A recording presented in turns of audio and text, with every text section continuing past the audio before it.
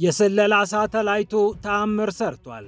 ኢራን ከቻይና የተቀበለችው የስለላ ሳተላይት የአሜሪካን የጦር ቤዞች እንድትመታ ትልቅ ስንቅ ሆነዋታል እየተባለ ይገኛል። በአስገራሚ ሁኔታ ኢራን የኢትዮጵያ ጎረቤት በሆነችው ጅቡቲ የሚገኘውን የአሜሪካን የጦር ቤዝ በሰላዩ ሳተላይት ቅኝት አድርጋ ነበር መባሉ ምናልባት በዚህ የጦር ቤዝ ላይ ጥቃት ልትፈጽም አስባ ነበርን የሚል ጥያቄ እንዲወለድም አድርጓል። ይህ እንዳለ ሆኖ ወደ እስራኤል ሊገባ የነበረ ከፍተኛ የጦር መሳሪያ በአውሮፓዊቷ ሀገር መያዙ ተሰምቷል። አውሮፓ እያደመባት የምትገኘው እስራኤል የጦር መሳሪያዎችን በተለያዩ መንገዶች ለማግኘት ብትሞክርም በየመሃሉ እንዲህ እየተያዙባት ይገኛሉ። እንዲሁም ኢራን በሆርሙዝ ሰርጥ ያጠበቀችውን ለማላላት ፈልጋለች ተብሏል። በተለይ በአንደኛው የሆርሙዝ ክፍል ምናልባት ጥብቁን ቁጥጥር ልታነሳ እንደምትችል እየተገለጸ ነው። አሁንም ብዙ ዝርዝር ጥያቄዎች ተነስተዋል። ወደ ምስራቁ የዓለማችን ክፍል ስንሄድ ሩሲያ ከባድ የሚባል ጥቃት ፈጽማለች። ዩክሬንም ተመታሁ፣ ዜጎቼ ተቀጠፉብኝ ስትል አሳውቃለች። የሩሲያ የድሮን እና የሚሳኤል ጥምር ጥቃት በጣም በርካታ ቦታዎችን እንደደበደበ ነው የተሰማው። ይህ እንዳለ ሆኖ ሩሲያ ዩክሬን ረጅም ርቀት ድሮኖችን የምታመርትባቸውን የአውሮፓ አካባቢዎች አሳውቃለች። በአንዳንዶቹ ሀገራት ዩክሬን 4 የድሮን ፋብሪካ እንደገነባች ነው የተሰማው። ሁላችሁም ስሙ። ለዩክሬን ድሮን የምታመርቱና የምታስመርቱ ሁሉ የጦርነቱ አካል እንደሆናችሁ እወቁ። በወታደራዊ አይን ውስጥ ገብታችኋል ብላለች ሀገረ ሩሲያ። ፒያሳ ኔትወርክን ስትከታተሉ ሁሉንም በጥልቀት ታገኛላችሁ። ፒያሳ ኔትወርክን ሰብስክራይብ፣ ላይክና ሼር በማድረግ የፈጣን የተአማኒና የጥልቅ ዘገባዎች ቤተሰብ ሁኑ ስንል በአክብሮት ጋብዘናል። አሁን ወደ ጉዳዮቻችን አለፍን።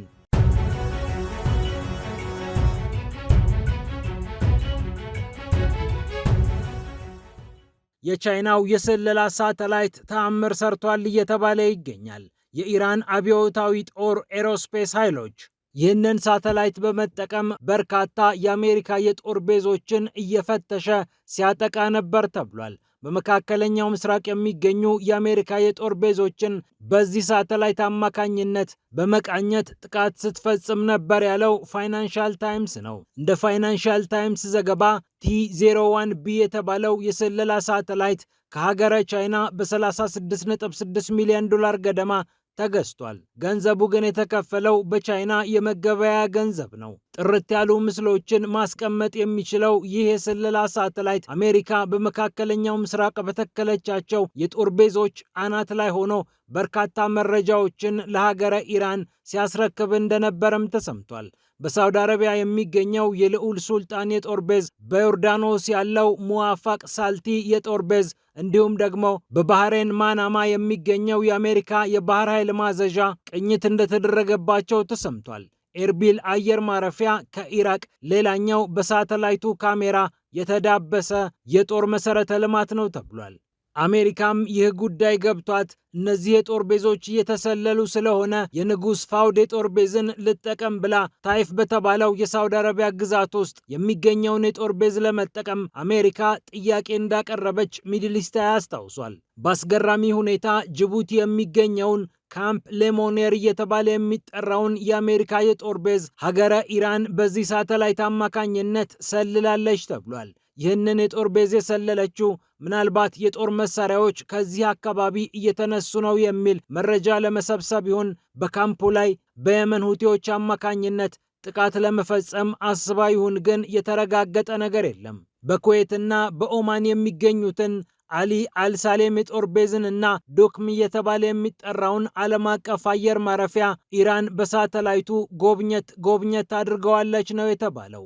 T01B የተባለው የቻይና የስለላ ሳተላይት በግማሽ ሜትር ደረጃ ፎቶግራፎችን ቁልጭ አድርጎ የሚያነሳ እንደሆነም ተሰምቷል። ሀገረ ኢራን ከዚህ ቀደም የምትጠቀምበት ኑር 3 የተባለ ሳተላይት በ5 ሜትር ስፋት ላይ ያሉ ምስሎችን ነው በአግባቡ ሲያነሳ የነበረው። ለኢራን የተለያዩ ሚሳኤሎችን አስረክባለች የተባለችው ቤጂንግ ትራምፕ እንኳን አፍ አውጥተው እስኪጠይቋት ድረስ ተጽዕኖዋ ከፍ እያለ መጥቷል። በአደባባይ ስለ ዲፕሎማሲ እየተናገረች ወሳኝ የጦር መሳሪያዎቿን እና የስለላ ሳተላይቶቿን ለኢራን በመስጠትና በመሸጥ እያገዘች ቻይና ድምጿን አጥፍታ ልዩ አጋር ሆና ቀጥላለች።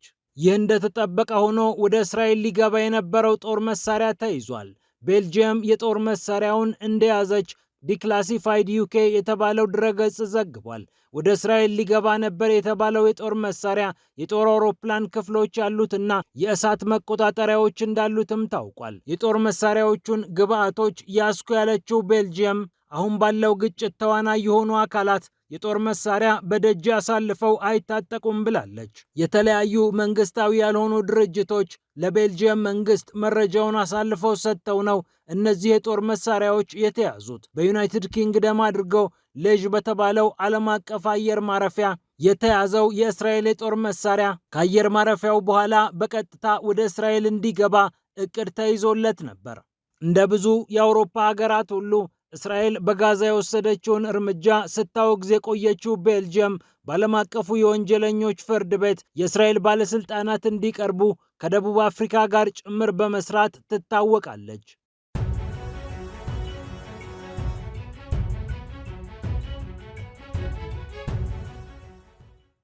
ወደ ሆርሙዝ ጉዳይ መለስ ስንል ሮይተርስ አንድ ጉዳይ ይዞ ወጥቷል። ኢራን በሆርሙዝ ሰርጥ የጣለችውን ዕቀባ በመጠኑ ልታላላ ትችላለች የሚል ነው ዘገባው። ያጠበቀችውን ነገር ልታላላ አስባለች የተባለችው ኢራን በሆርሙዝ ሰርጥ ውስጥ በሚገኘው የኦማን ክፍል መርከቦች እንዲንቀሳቀሱ ልትፈቅድ ትችላለች ተብሏል። ይሁንና የእስራኤልን ጨምሮ የተለያዩ መርከቦች በአካባቢው እንዲመላለሱ ትፈቅዳለች ወይ የሚለውን ጉዳይ በተመለከተ ዘገባው ገና ነው በሚል ጉዳዩን ዘግቶታል። የአሜሪካ ጦር ማዕከላዊ እዝ አግጃለሁ ያለችውን ኢራንን አግጃለሁ ካለ በኋላ ውጥረቱ አሁንም መቀጠሉ ይታወቃል። ይሁንና አሁንም ሌላ ዙር ንግግር ለማድረግ ሽርጉድ እየተደረገ ይገኛል። ወደ ምስራቁ የዓለማችን ክፍል ስንሄድ ሩሲያ የድሮንና ሚሳኤል ጣምራ ጥቃት ፈጽማ ዩክሬንን ከፍተኛ ምት መታታለች ተብሏል። ዩክሬናውያንም 15 ዜጎቻችን ተቀጠፉብን፣ ከ90 በላይ ተጎዱብን ሲሉ በመገናኛ ብዙሃን ብቅ ብለው ተናግረዋል። ከኪየቭ እስከ ድኔፕሮ የዘለቀው ይህ የሩሲያ ጥቃት ከዚያ ቀደም ለመጣው የዩክሬን ጥቃት ምላሽ እንደሆነም ተሰምቷል። የኪየቭ ከተማ ከንቲባ የሆኑት ቫይታሊ ክሊሽኮ በቴሌግራም ገጻቸው ላይ እንዳሳወቁት በሩሲያ ጥቃት ፎቅ ተደርምሶ 16ኛው ወለል ላይ የነበሩ እናትና ልጅ ሕይወታቸው አደጋ ውስጥ ገብቶ እንደምንም ለማትረፍ ችለናል ብለዋል። በፋሲካ በዓል አንታኮስም ብለው የነበሩት ሁለቱ ሀገራት አንቺ ነሽ ስምምነቱን የጣስሽው፣ የለም አንቺ ነሽ በመባባል ጥቃታቸውን አጠናክረው ቀጥለዋል። የአሜሪካው ፕሬዝዳንት ዶናልድ ትራምፕ ሞስኮንና ኪየቭን አስታርቃለሁ፣ አስተቃቅፋለሁ ቢሉም አሁን ግን ትኩረታቸው ኢራን ላይ ሆነና ይህንን ማድረግ ሳይችሉ ቀርተዋል። ሁለቱ ሀገራትም ድምፃቸውን እያጠፉ የዓለምም የዜና አውታሮች ብዙም ሽፋን ሳይሰጧቸው በተደጋጋሚ ጥቃታቸውን ተያይዘውታል።